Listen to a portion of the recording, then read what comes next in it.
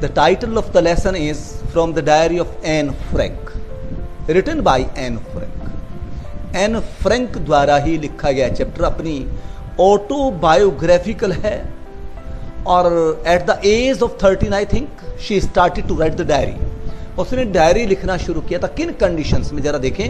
Before you read, इसको पढ़ते हैं, इसको अगर एनालाइज करें तो आपको पता चलेगा कि किन एडवर्स कंडीशंस में एन फ्रैंक ने अपनी डायरी लिखी और जल्दी ही दुनिया को छोड़कर चली गई. उसके मरने के बाद उसके फादर ने उसकी डायरी को पब्लिश कराया. आइए उस चैप्टर को पढ़ने से पहले जो एन फ्रैंक ने लिखा उसके विषय में जान लेते हैं. Annelies Marie Anne Frank 12 June 1921, 29 February, March 1945 was a German-born Jewish girl who wrote while in hiding with her family and 4 friends in Amsterdam during the German occupation of the Netherlands in World War II. Annelies Marianne Frank 12 June 1929 को उसका birth हुआ फरवरी में.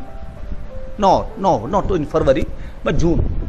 And February और March it is not confirmed. 1945 को she died. She was a German born. German में पैदा हुई थी लेकिन जैविश गर्ल थी. जैविश मीन्स यहूदी, जिनसे क्रिश्चियंस हेट करते थे और नाजीज हिटलर की पार्टी ज्यूज यानी जूज को अपने कंट्री से मारकर पीटकर और बड़ी क्रूअल्टी के साथ उनसे पेश आती थी. तो उसी परिवार की लड़की थी. While in hiding with her family, अपने परिवार को छिपाते यानी छिपते छिपता इसका परिवार किनसे, उन नाजीज से जो हिटलर की पार्टी थी, वो जूज को मारते थे, उनसे छिपते छिपाते. वो उसका परिवार और उनके 4 मित्र एम्स्टर्डम चले गए जो नीदरलैंड की कैपिटल थी और वर्ल्ड वॉर II का पीरियड था. इट वॉज 1942 के आसपास का टाइम था. Her family had moved to Amsterdam after the Nazis gained power in Germany. जैसा मैंने अभी बताया, नाजीज हिटलर की पार्टी को नाजीज कहते थे. उसका परिवार एम्स्टर्डम जो नीदरलैंड की कैपिटल थी वहां पलायन कर गया. एस्केप हो गए, छिपते छिपाते गए क्योंकि जर्मनी में नाजीज का शासन हो गया था. बट वर ट्रेप्ड, लेकिन पकड़े गए. When the Nazi occupation extended into the Netherland, जब नीदरलैंड में भी नाजियों का शासन हो गया तो वे पकड़े गए. As persecutions against the Jewish population increased, यहूदियों की पॉपुलेशन के विरुद्ध अत्याचार, अत्याचार बढ़ गए थे. The family went into hiding in July 1942 in hidden rooms in her father Otto Frank's office building. और उनका परिवार जुलाई 1942 में उन अंधेरे कमरों में कैद हो गया. कौन से कमरों में? जहां उसका फादर ओटो फ्रैंक का ऑफिस की बिल्डिंग थी, वहां पर छिप गए. आफ्टर 2 years इन हाइडिंग, 2 वर्षों तक छिपते छिपाते वहीं रहे. द ग्रुप वाज बेट्रेड, और ग्रुप के साथ धोखा हुआ. And transported to the concentration camp, और वहां से पकड़कर उनको कंसंट्रेशन कैंप में लाया गया. Camp system where Anne died, वहां पर एनी मर गई. किससे? एक बीमारी थी, टाइफस बीमारी से मर गई. In Bergen Belsen within days of her sister, उसकी सिस्टर भी मार्गरेट फैन, वो भी मर गई. और वो दोनों, हर फादर ओटो फ्रैंक जैसा बताया, the only survivor of the group, उनके परिवार का जो ग्रुप था केवल उसके पापा बचे थे. रिटर्न टू एम्स्टर्डम, वो एम्स्टर्डम लौट आए आफ्टर द वॉर एंडेड, जब युद्ध समाप्त हुआ, second world war. To find that her diary had been saved. उसके बाद, यानी एन के मरने के बाद ही वो डायरी उसके पापा के हाथ लगी। Convinced that it was a unique record, ये एहसास करके कि ये एक अद्वितीय यूनिक रिकॉर्ड है, he took action to have it published. उसने एक्शन लिया उसको पब्लिश कराने में, in English under the name of diary of a young girl. और उस डायरी का जिसमें उसकी सारी कथा लिखी थी उसका नाम the diary of a young girl रखा गया। The diary was given to Anne Frank for her 13th birthday. वो डायरी एक्चुअल में जब उस एन फ्रैंक का 13वां बर्थडे था, उसके पापा ने उसको गिफ्ट किया था, यानी खाली लिखी गई बाद में। And chronicles the event of her life from 12 June 1942। Chronicle means date by date, यानी 12 जून 42 से स्टार्ट होकर के फाइनल एंट्री 1 अगस्त 1944 को उसमें उस डायरी में थी। It was eventually translated from its original Dutch into many languages. और इतनी पॉपुलर वो बुक हुई, इवेंचुअल मीन्स घटनात्मक रूप से उसको ट्रांसलेट किया गया। डच लैंग्वेज में थी वो, डच जो जर्मनी की लैंग्वेज होती थी उसमें लिखी गई थी ओरिजिनल लैंग्वेज में, लेकिन उसको बाद में अनेकों भाषाओं में प्रकाशित किया गया। And became one of the world's most widely read books. और संसार की सबसे अधिक पढ़ी जाने वाली किताबों में से एक वो थी। There have also been several films, television and theatrical productions and even an opera based on the diary. इस डायरी पर बेस्ड सेवरल फिल्म्स, अनेकों फिल्में बनी, टेलीविजन पर सीरियल्स वगैरह, और थिएट्रिकल प्रोडक्शंस, थिएटर में नाटक उस डायरी की जो लिखा था उसके आधार पर, और ओपेरा जो प्ले होते थे म्यूजिकल सिस्टम में वो बने। Described as the work of a mature and insightful mind.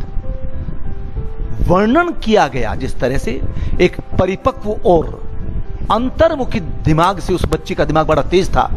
The diary provides N intimate examination of daily life.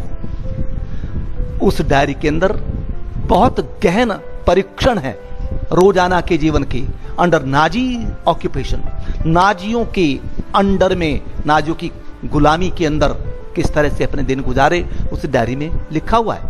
Anne Frank has become one of the most renowned. मरने के बाद Anne Frank सब दुनिया के सबसे ज्यादा प्रसिद्ध व्यक्तित्व में से एक रहा।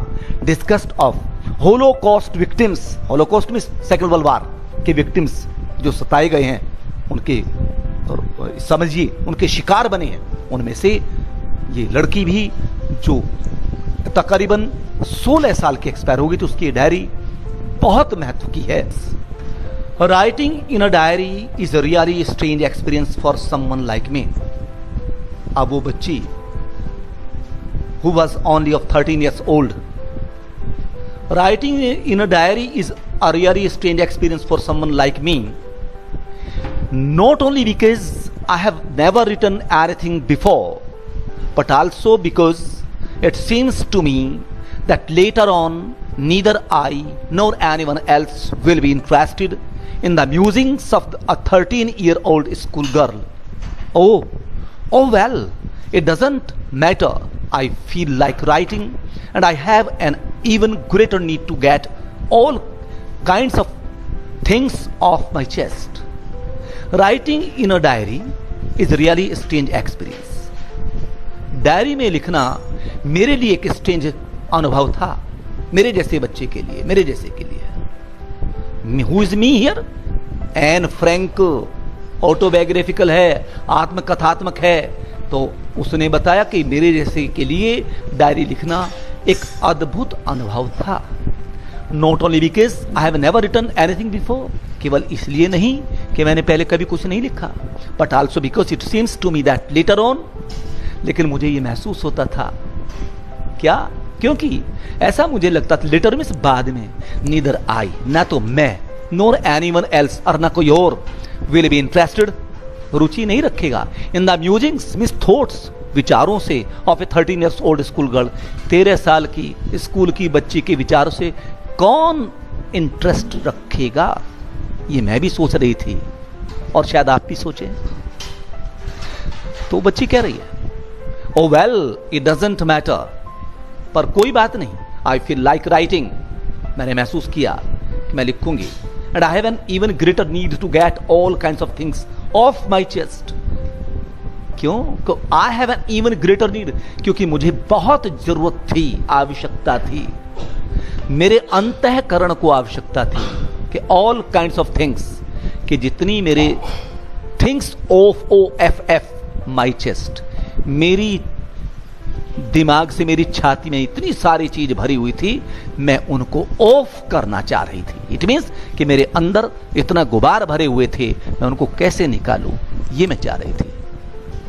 Paper was more patience than people, बहुत अच्छी कोटेशन है, बहुत अच्छी quotation. I thought of this saying on one of those days when I was feeling a little depressed and was sitting at home with my chin in my hands, bored and listless, wondering whether to stay in or go out.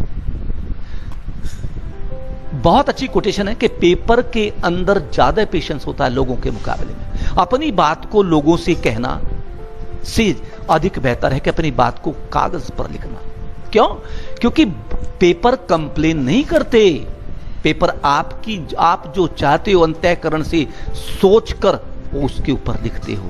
लोग आपकी बात को काट देते हैं, वो आपकी बात को सुनने से पहले ही उस पर ऑब्जेक्शंस करते हैं। तो paper has more patience than people. I thought of this saying on one of those days when I was feeling a little depressed, और मैं सोच रही थी ये सब बात कहना, लिखना, कि मैं जब अपने आप को कुछ ज्यादा ही डिप्रेस्ड महसूस कर रही थी। डिप्रेस मीन्स दुखी।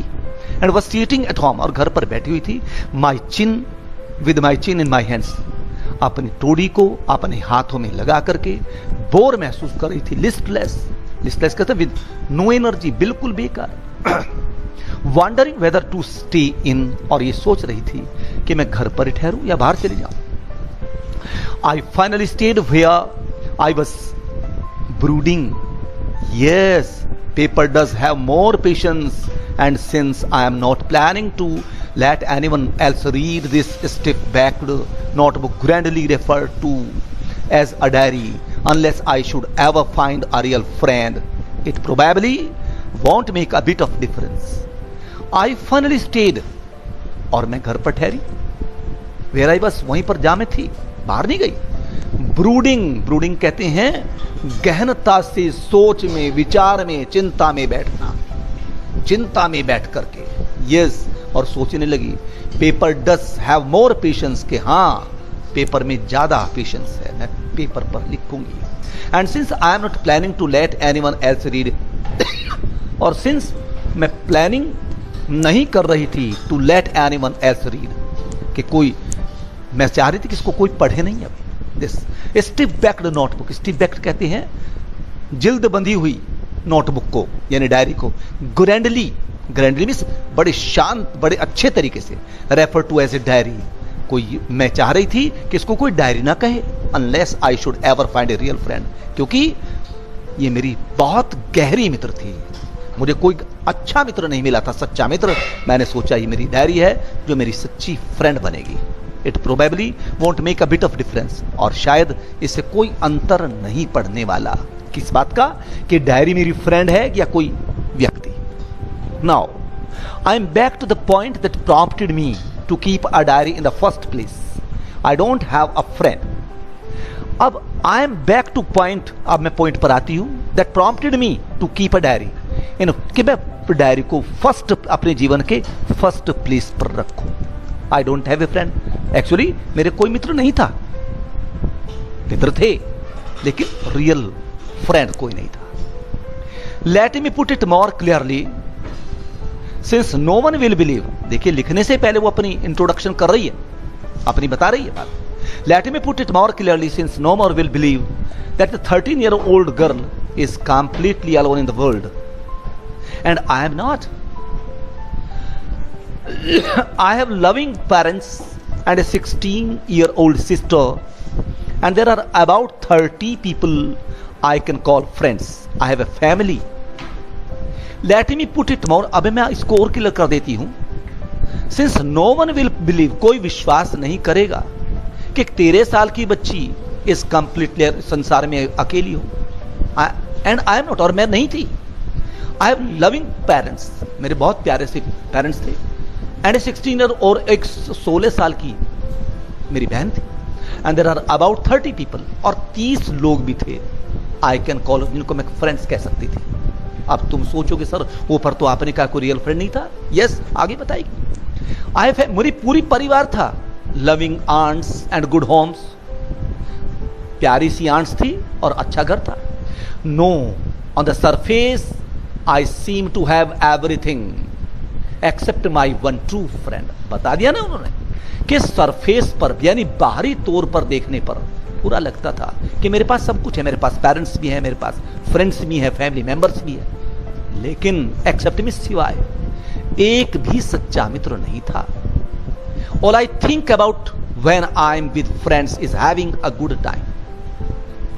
I can't bring myself to talk about anything but ordinary everyday things.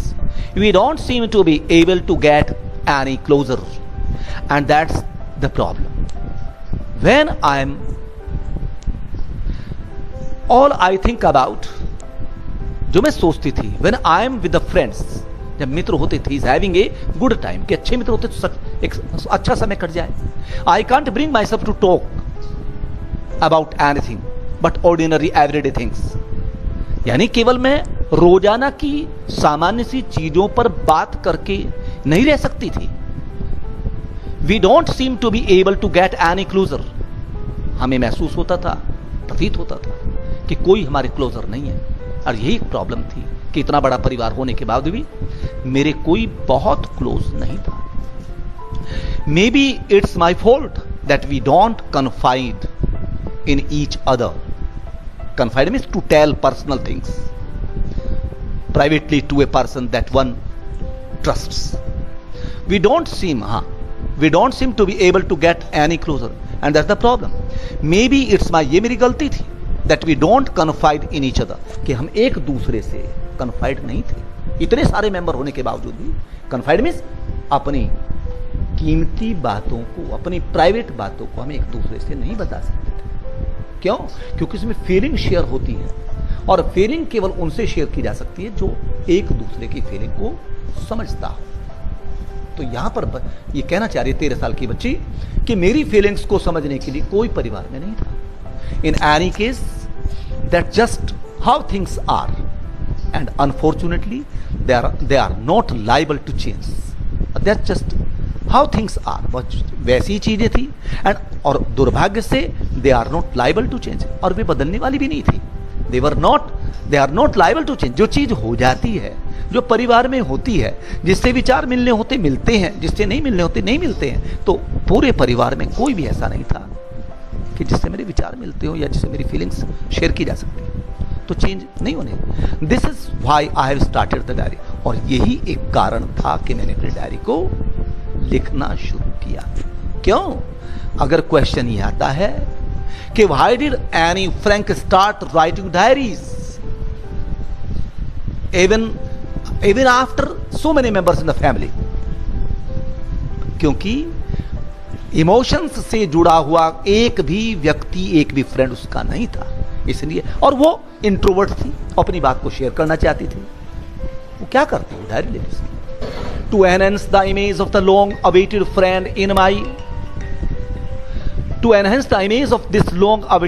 in my imagination, I don't want to jot down the fact in this diary the way most people would do, but I want the diary to be my friend, and I'm going to call this friend Kitty. To enhance कहते हैं increase, बढ़ाना. इस अपने long-awaited friend, यानी एक ऐसा friend जो मेरा गहरा मित्र हो, जो वास्तविक मित्र हो, जिसकी मुझे लॉन्ग अवेटेड, लंबे समय से प्रतीक्षा थी, अब डायरी के रूप में उसके जीवन में आ गया. डायरी केवल कागज की बनी हुई कॉपी नहीं थी उसके लिए, बल्कि long awaited friend in my imagination, मेरी कल्पनाओं में लंबे समय से बहुप्रतीक्षित मित्र थे, जिसकी मैं बड़े दिनों से प्रतीक्षा कर रही थी, जो मुझे मिल नहीं पा रहे थे। I don't want to jot down the facts in the diary. मैं डायरी के अंदर उन फैक्ट्स को jot down means write down नहीं लिखना चाहती थी। किस तरह से? द वे, उस तरह से कि मोस्ट पीपल वुड, जैसे कि और लोग करते हैं कि आज मैंने ये किया, आज मैं कानपुर गया, आज मैं वहां से ये लाया। ये नहीं लिखना चाहती थी। But I want the diary to be my friend. मैं डायरी को अपना मित्र बनाना चाहती थी। And I am going to call this friend Kitty. और मैं इस अपने मित्र का नाम मैंने किटी रख दिया, यानी डायरी का नाम किटी रख दिया। Since no one would understand a word of my stories to Kitty if I were to plunk right in.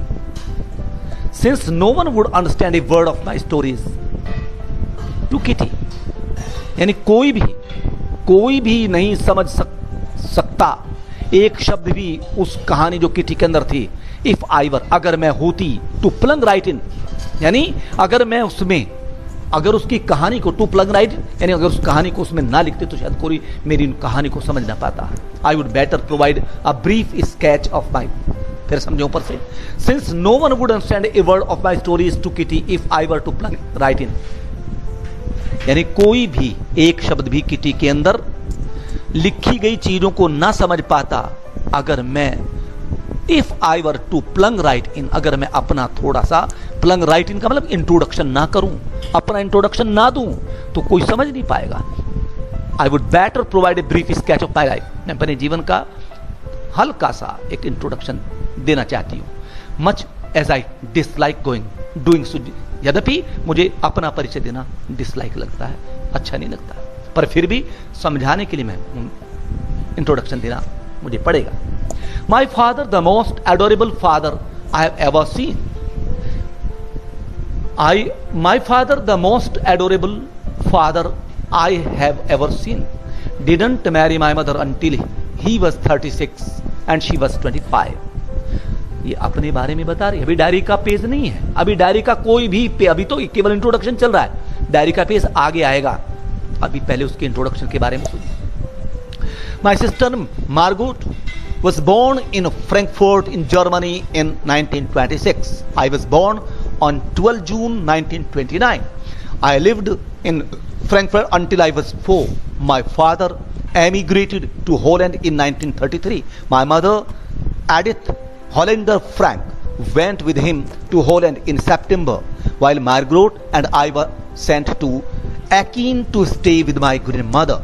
Margot went to Holland in December and I followed in February, when I was plunked down to the table as a birthday present for Margot. अब चलिए, ये परिचय का paragraph है। मेरे father सबसे adorable, सबसे loving father थे जितने फादर मैंने देखे थे अपने आसपास में। Adorable means loving. Didn't marry me my mother until she, उसने मेरी मम्मी से जब वो 36 साल के थे शादी की, और वो 25 की थी मेरी मदर। मेरी बहन मार्गोट जो फ्रैंकफर्ट जर्मनी में 1926 को पैदा हुई थी और मैं 12 जून 1929 को हुई थी। हम फ्रैंकफर्ट में रहते थे जब तक कि मैं 4 साल की थी। मेरे फादर एमिग्रेटेड मींस पलायन कर गए थे, एक देश को छोड़कर दूसरे देश में बस जाने को एमिग्रेट कहते हैं, टू हॉलैंड इन 1933। हॉलैंड में चले गए थे 1933। माई मदर एडिथ होलेंडर फ्रैंक, वो भी उनके साथ हॉलैंड चली गई थी, वो सितंबर में गई। मेरी बहन मार्गरोट और मैं वर सेंट टू एकिन। उस दौरान एकिन जहां मेरी दादी रहती थी, हम दोनों उनके पास चले गए। मार्गरोट हॉलैंड दिसंबर में गई और मैं नेक्स्ट ईयर फरवरी में गई। व्हेन आई वाज प्लंक्ड डाउन, और जब मैं पैदा हुई थी, आई वाज प्लंक्ड डाउन, मुझे अचानक रख दिया गया टेबल के ऊपर मेरे बर्थडे पर एज ए प्रेजेंट। मार्गरोट को बर्थडे प्रेजेंट के लिए, देखो तेरे लिए मार्गरोट को बोले फादर और मदर कि तुम्हारे लिए छोटी बहन एक बर्थडे गिफ्ट के रूप में है। प्लग्ड डाउन का मतलब put down in a casual way, जैसे अचानक कोई गिफ्ट देता है, ये तुम्हारा, right. I started right away the Montessori Nursery School. I stayed there until I was 6, at which time I started in the first form. In the 6th form, my teacher was Miss Cuperas, the headmistress. At the end of the year, we were both in tears as we said a heartbreaking farewell. I started right away the Montessori Nursery School. मैंने Montessori nursery school में जाना शुरू किया. I stayed there until I was 6, और मैं वहां जब तक 6 साल की थी वहीं पर रही. एट विच टाइम, और उस समय तक, in the summer of 1941 grandma fell ill and had to have an operation, so my birthday passed with a little celebration. Summer 1942 में ग्रैंडमा मर गई ऑपरेशन के दौरान, और मेरा बर्थडे बहुत ही कम सेलिब्रेशन से मनाया गया. Grandma died in January 1942. No one knows how often I think of her and still love her. This birthday celebration in 1942 was intended to make up for the other, and grandma's candle was lit along with the rest. Grandma जनवरी 1942 में expire हुई, और कोई नहीं जानता था how often I think of her, कि मैं उसके बारे में कितना सोचती थी. एंड स्टिल लव हर, और आज भी मैं उसको प्यार करती थी. This birthday celebration in 1942 was intended to make up for the other. यानी ये 1942 का जो बर्थडे मेरा सेलिब्रेट हुआ था, उसमें भी मैंने उनके भाव को जिंदा रखा, और ग्रैंडमा की ओर से कैंडल भी उस पर जलाई गई मेरे बर्थडे पर. द 4 of us are still doing well. अभी भी हम अच्छे से रह रहे थे, चारों के चारों, यानी बोथ वी, यानी I and my sister, my parents, both of the parents, चारों. To the present date of 20th June 1942 तक हम बिल्कुल ठीक थे. And the solemn dedication of my diary, solemn में सीरियस डेडिकेशन, मेरी डायरी पर बहुत डेडिकेशन में अपनी डायरी को देती. एक्चुअल में डायरी में जो उसने लिखा, यहां से अब तक तो इंट्रोडक्शन था, अब डायरी में जो लिखा, first page of diary was written on Saturday 20th June 1942 में. इस डेट में डायरी का first page was written by M. Dearest Kitty, as you know, the kitty is the name of the diary, written named by Anne. Annie ने जो अपनी diary को नाम दिया, उसका किटी नाम रखा. Dearest Kitty, our entire class is quaking in its boots. हमारी पूरी class quaking in its boots, अपने बूट्स पर क्वेक यानी कांप रही थी. क्यों? Shaking with fear and nervousness. The reason क्या था? Of course, is the forthcoming meeting in which the teachers decide who will move up to the next form and who will be kept back. क्यों? Is the forthcoming meeting, आने वाली meeting में, in which teachers ये decide करेंगे कि कौन आगे next form is class, कि कौन अगली क्लास में जाएगा, and who will be kept back, और कौन पीछे रखा जाएगा. Half the class is making bets. आधी क्लास शर्त लगा रही थी. GN and I, GN one of the friend, and I, और मैं, laugh ourselves silly, अपने मूर्खता पर हंस रहे थे. At the two boys behind us, क्योंकि पीछे जो लड़के थे, दो CN and Jacques, दो लड़के थे, who have staked their entire holiday, जिन्होंने पूरी छुट्टी ऐसे ही बिता दी, saving on their bet, अपनी शर्त पर. क्या? From morning to night, सुबह से लेकर रात तक, it's you are going to pass, कि तुम पास हो जाओगे. नो आई एम नॉट, नहीं मैं नहीं होगा. Yes you are, no I am not. ऐसे ही करते करते पूरा दिन बीत गया.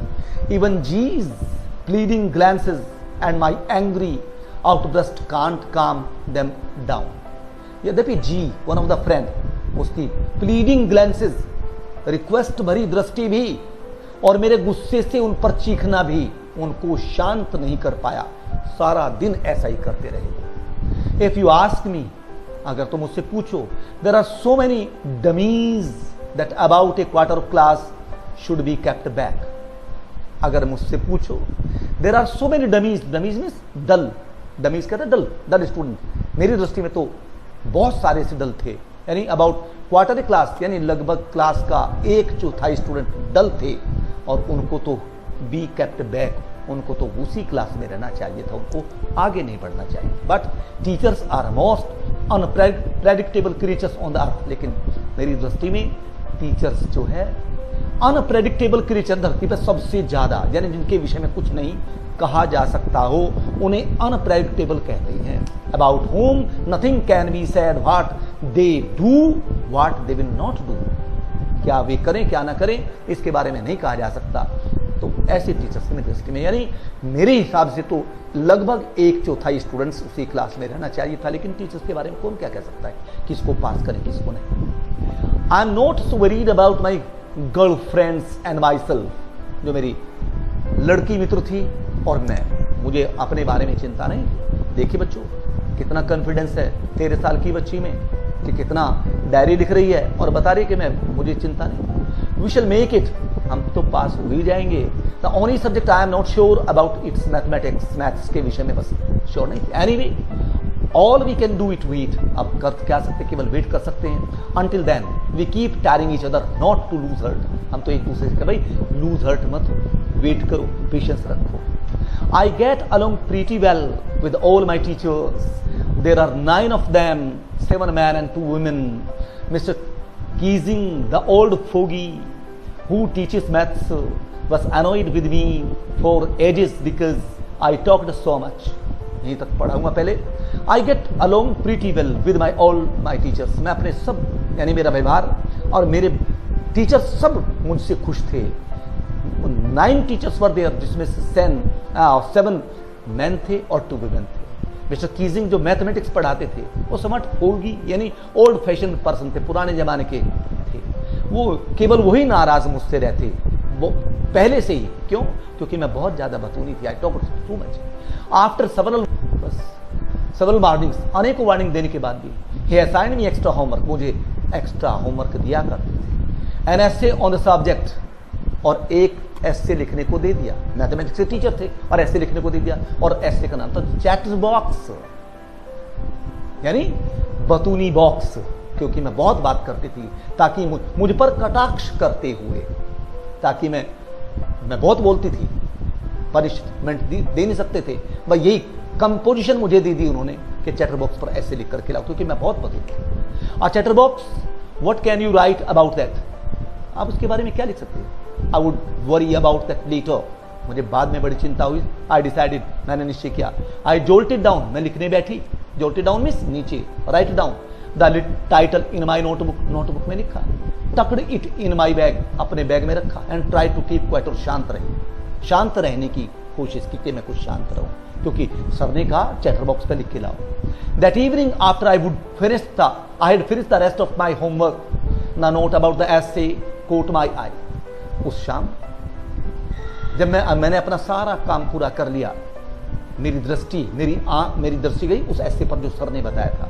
आई began thinking about the subject, मैं उस सब्जेक्ट पर सोचने लगी। While chewing the tip of my fountain pen, अपने फाउंटेन पेन से उसकी टिप को मुंह में चीव करके मैं क्या लिखूं। Anyone could ramble on and leave big spaces between the words, कोई भी रैम्बल ऑन की, यानी रैम्बल ऑन मींस टॉक और राइट एमलेसली फॉर लॉन्ग, कोई भी कुछ भी लिख सकता था और बीच में जगह छोड़ करके। But the trick was to come up with convincing arguments to prove the necessity of the talking. लेकिन वो इंटेलिजेंट थी, लेकिन उसको ट्रिक मींस चतुराई थी, उस पर आती थी कि किस प्रकार से कन्विंस करूं अपनी आर्ग्यूमेंट्स से अपने टीचर को, कि प्रूव करूं उनको नेसेसिटी ऑफ टॉकिंग, कि बात करना भी बहुत जरूरी है। मैं ये चाहती थी। थॉट, सोचा और खूब सोचा। And suddenly I had an idea, मेरे मन में एक विचार आया। आई रोट द 3 पेजेस, मैंने 3 पेज लिखे। मिस्टर कीजिंग हैड असाइन मी, जो मुझे काम मिला था उस ऐसे पर, एंड वॉज सेटिस्फाइड, और संतुष्ट हो गए कि हाँ अब लिखा गया, क्योंकि वो चाहती थी कि मेरी राइटिंग से टीचर खुश हो जाए और मैं ये बता सकूं कि टॉक करना भी बहुत लाजमी है, बहुत जरूरी है। I argued the talking is student street, मैं ये आर्ग्यू करना चाहती थी, अपने अपने फेवर में एक ये स्टेटमेंट देना चाहती थी कि टॉक करना भी स्टूडेंट का ट्रेट है, ट्रेट मीन्स क्वालिटी है, and that I would do my best, और वो मैं बहुत अच्छे से करती हूँ, to keep it under control, अपने आप को कंट्रोल करने के लिए। तो डियर स्टूडेंट्स, बहुत अच्छा सा चैप्टर, आपको ये बड़ी सीख मिलेगी वो। But that I would never be able to cure myself of the habit since my mother talked as much as I did, if not more, and that there is not much you can do about inherited traits. और मैंने ये भी सिद्ध करने की कोशिश की, क्या, but that I would never be able to cure myself, कि मैं सुधार नहीं सकती अपनी उस आदत को। क्यों? क्योंकि मेरी मदर भी बतूनी थी, और कम से कम उतनी तो बतूनी थी जितनी मैं थी, नॉट मोर, उससे ज्यादा नहीं तो तुनी थी। And that there is much you can do about you, आप नहीं कुछ भी कर सकते जो गुण आपको इनहेरिटेशन में मिले हो, इनहेरिटेंस में मिले हो, वंशानुगत मिले हो, अपने माता पिता से मिले हो, आप उनको कैसे चेंज कर सकते हो? मैं ये सिद्ध करना चाह रही थी। एक 13 साल की बच्ची, बताइए कितने कमाल की बात, कितना दिमाग होगा। स्टूडेंट्स, शिक्षा लीजिए इससे। Mr. Kissing had a good laugh at my arguments, but when I proceeded to talk my way through the next lesson, he assigned me a second essay. यहाँ पर थे मिस्टर किसिंग भी बहुत अच्छे थे, मेरे उस लिखे हुए आर्गुमेंट्स पर खूब हंसे, ईर्ष्या नहीं की और पनिश नहीं किया, बल्कि खूब हंसे। लेकिन when I proceed to talk, जब मैं फिर बात करने लगी, प्रोसीड मीन्स आगे बढ़ना, my way through the next lesson, अपने नेक्स्ट लेसन में उसने मुझे फिर एक दूसरा ऐसे लिखने को दिया। This time I was suppose to be on an incorrigible chatterbox. अब टॉपिक था incorrigible, that can not be corrected, यानी ऐसा चैटर बॉक्स जिसको सुधारा ना जा सकता, अर्थात सुधरने में नहीं आ सकता। Incorrigible, something that can not be corrected, जिसको ठीक नहीं किया जा सकता। आई हैंडेड इट इन, मैंने उसको अंदर रख लिया। Mr Keesing had nothing to complain. अब मिस्टर किसिंग के पास कंप्लेन करने के लिए कुछ था नहीं। About for 2 whole lessons, 2 lesson तक। However during the 3rd lesson, जब तीसरा लेसन पढ़ना शुरू किया, he would finally had enough, वो काफी कुछ उसके पास था। And Frank as punishment for talking class, class में बात करने के लिए पनिशमेंट देने के लिए, तो उसने तीसरा फिर दिया। Write an essay entitled quack quack quack said mistress chatterbox. अब क्वैक क्वैक क्वैक इधर पक्षी करते हैं, quack quack quack said mister chatterbox एक टॉपिक था, फिर उसको लिखने को उसने एक ऐसे फिर दिया। उसकी आदत बोलने की छुटाने के लिए एक पॉजिटिव वे में मैथ्स के टीचर ने उसको फिर दिया। द क्लास रोल्ड, खिलखिला के पूरी क्लास हंस पड़ी जब टॉपिक का नाम सुना। आई हैड टू लाफ, तो और मैं भी हंसने लगी, यानी उसने भी बुरा नहीं माना। आजकल के बच्चों की तरह थोड़ा सा कोई हंस दे और कोई टीचर मजाक कर ले तो सबके सब नाराज हो जाते हैं और घर जाकर शिकायत करते हैं। लेकिन नहीं, देखिए क्या पॉजिटिविटी थी बच्ची की। आज उस 16 साल की बच्ची, जब वो एक्सपायर होगी, उसकी किताब आज पूरे, उसकी डायरी पूरे वर्ल्ड में पढ़ी जाती है, तो एक पॉजिटिविटी होनी चाहिए। The class roared, I had to laugh too, मुझे भी हंसना पड़ा। Though I would nearly exhausted my ingenuity on the topic of chatterbox. Ingenuity, originality और inventiveness, यानी यद्यपि मैं पूरी तरह ऊब चुकी थी, एग्जॉस्ट हो चुकी थी, किस पर, कि मैं इतनी ओरिजिनल चैटर बॉक्सेस पर कैसे मैं लिखूं। It was time to come up with something else. अब की बार कुछ और लिखा जाना चाहिए, समथिंग ओरिजिनल, कुछ और ओरिजिनल बात लिखी। माई फ्रेंड मेरी मित्र थी, Sanne, who is good at poetry, वो पोएट्री में बहुत अच्छी थी। Offer to help me write the essay from beginning to end in verse, और उसने ऑफर किया कि मैं तेरी हेल्प करूंगी, तू ऐसे लिख, अब के वर्स में लिख, यानी पोएट्री में लिख, यानी पोएम बना, poem. And I jumped for joy, मैं खुशी से झूम उठी। Mister Keesing was trying to play a joke on me. Mister Keesing मुझ पर जोक कर रहे थे बार बार विद दिस रिडिकुलस सब्जेक्ट। इस रिडिकुलस सब्जेक्ट में, इस हास्यास्पद, जो हंसी उड़ाने वाला सब्जेक्ट था, बार बार चैटर बॉक्स पर ऐसे मुझे मजाक करने के लिए दे रहे थे। I would make sure the jokes was on him, लेकिन मैं भी पक्का था कि जो अब दोनों में युद्ध था, टीचर उसका मजाक करने में लगा था और 13 साल की बच्ची उसका मजाक करने जा रही थी उसके through. I would I would make sure the joke was on him, और मैं भी पक्के इस विश्वास था कि जोक उस पर ही जाकर, मेरे टीचर पर जाकर लगेगी। आई फिनिश माई पोएम, मैंने अपनी पोएम फिनिश की, and I was, it was beautiful, बड़ी सुंदर थी। It was about a mother duck. Poem क्या थी? मदर डक, यानी फीमेल डक पर थी, एंड फादर स्वान, यानी डक जो मेल डक होती है उसे स्वान कहते हैं, उन पर थी।